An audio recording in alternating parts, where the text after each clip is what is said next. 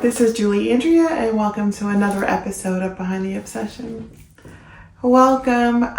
It's a slow Sunday, and I figured we can do like a little heart-to-heart. I kind of wanted to talk about starting over.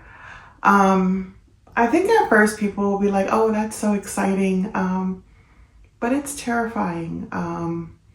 So I wanted to kind of talk about that process and just how I dealt with it. Things that people don't tell you about, and I feel as though everybody kind of keeps it to themselves, and I just wanted to talk about the process and how I started it. Starting over can come in many forms. Divorce, the kids going off to college, you deciding that you don't want to be in the relationship that you're currently in, you losing someone.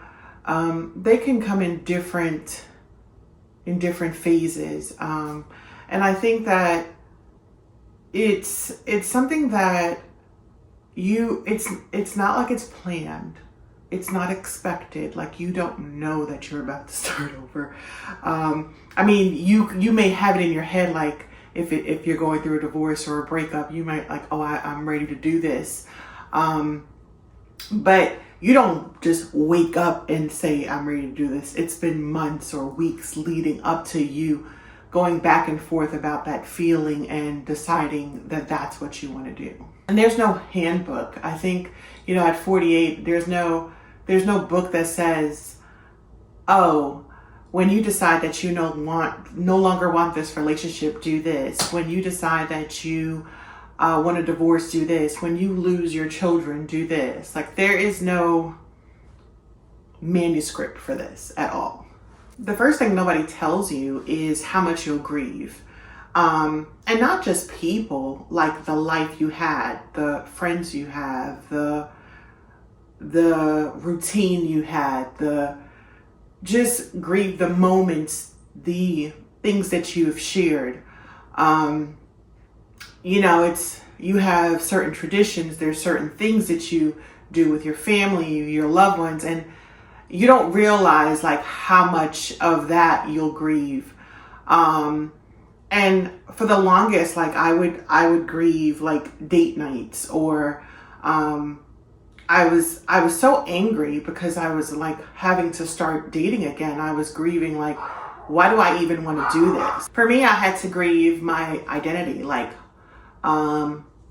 as a wife, a mom, like who am I?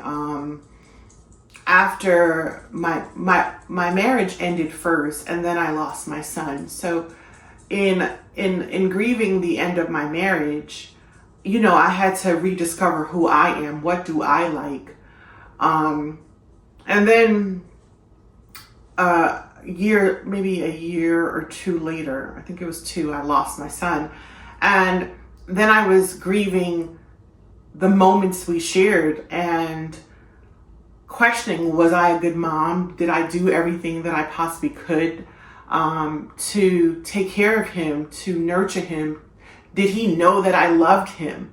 Those are questions that I think all moms, we go through this, am I doing enough? Am I showing up enough? And, we lose ourselves in all of that because we're so used to pouring into everyone that we don't even know how to pour into ourselves. Grieving is part of the process. It's uncomfortable, it's messy, but you have to go through it. I think that's the only way to get out on the other side, is that you have to feel uncomfortable. And here's the thing about grief. It doesn't mean that you're stuck in the past. It just means that you're human, like you're going through these emotions, and give yourself grace to feel the pain, feel like in the process of it. Give yourself grace for that. And you'll move forward when you're ready. Like I remember going to lunch with one of my girlfriends after my son had passed away. And I had a calendar reminder on my phone every week for him. I was reminding him to do something every week. And it was on my phone. And we were at lunch and the calendar reminder came on. And she asked me right then and there, I was like, oh, this is the reminder. And she goes, are you ready to delete it? And, you know, at the moment, I was like, oh yeah, like, why do I still have this reminder on my phone? And I was like, yeah, I'm ready to delete it. And she just said, well, go ahead and delete it. And, you know, and in that moment, I look back and I thank her for like holding my hand during that moment, because there's still things that I can't delete. Like his picture is still on my screensaver. I haven't deleted that or changed that. But the calendar reminding me every week that this was an event that we were doing together was something I'm like, okay, I don't need to be reminded of this every week, because of course that would just bring a flood of emotions, a flood of feelings. And of course it would be on the same time every week. So it was, now looking back, it was like something that I knew I was going through the process of healing, because I was able to delete the calendar reminder. Another thing nobody tells you about with starting over is you have to figure out who you are. You know, you have this title like mom, wife, and honestly, those roles were defined, like, you know, and I had to then say, like, Julie, what do you like to do? Like, how do you like to spend your Saturdays? And even like when the kids went off to college, it was still like, well, what do you like to do when you're not running behind them at practice or a game or something like that? Like, what is it that you find joy in? And I think in figuring out who I was, I had started that process a little earlier, when the kids were younger, and I realized that everyone had their schedule. Like we had a calendar, and everybody had a day on the calendar, and I didn't have a day on the calendar. And I was like, yo, what, like, wait a minute. Everybody got something to do but me. And that's how I started figuring out and discovering what I like to do. And that's how baking came up, was because I wanted something that was solely for me, that brought me joy, that defined who I was. Because I was like, everyone has something on the calendar but mom. How could that possibly be? And I know I'm pretty good at doing a lot of things. I love baking with no pressure. I love nights just chilling on the sofa, watching a show with a glass of wine. I'm pretty good at decorating my house and stuff like that. Like, who would have guessed? Like this current life, I would have never imagined it for myself. Never. Starting over gives you the chance to reconnect with parts of yourself that you might have forgotten or ignored or didn't even know that it exists, honestly. And yes, it's awkward and weird at first, but it's kind of magical once you start to tap into that. One of the hardest truths I've learned is that fear doesn't go away. Like, nobody tells you how scary it is to make big decisions, like on your own, like not having to, I guess, a sounding board to like, oh, what do you think? Like, yeah, I have friends, but like having a significant other that you always had to like go over those decisions with. And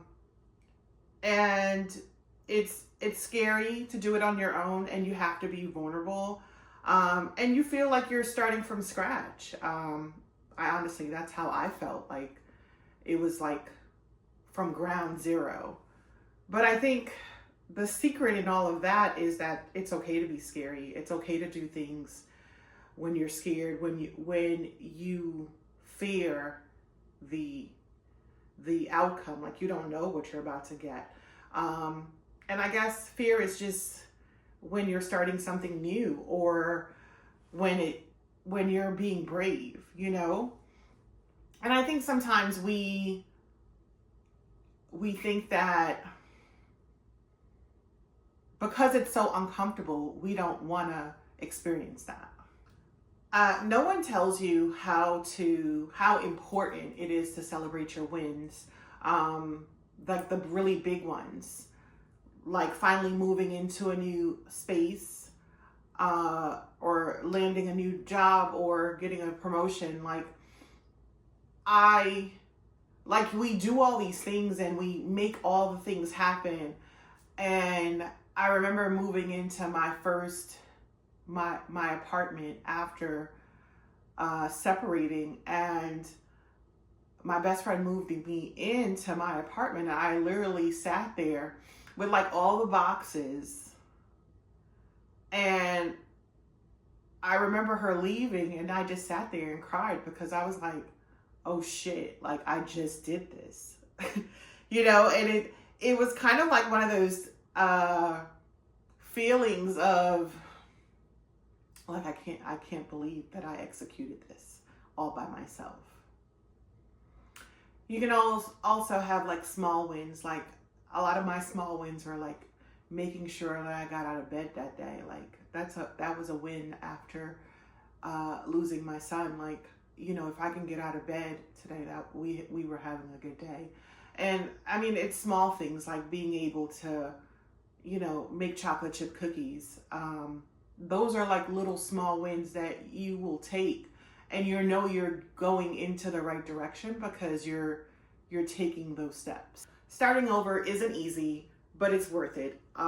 It's a chance to just rebuild, rediscover, and redefine who you are and what life looks like for you. So if you're in the middle of your own discovery of starting over, I just want you to know that you're not alone, and you're stronger than you think, and your story is unfolding. It's gonna be okay, and just take one day at a time, you know? I just wanted to, you know, I was getting my day started, so I just wanted to share that with you. So thanks for, you know, sitting with me this morning and chatting about that. I hope that you get something out of this video. And I appreciate you guys hanging around for my Flying Solo Chronicles.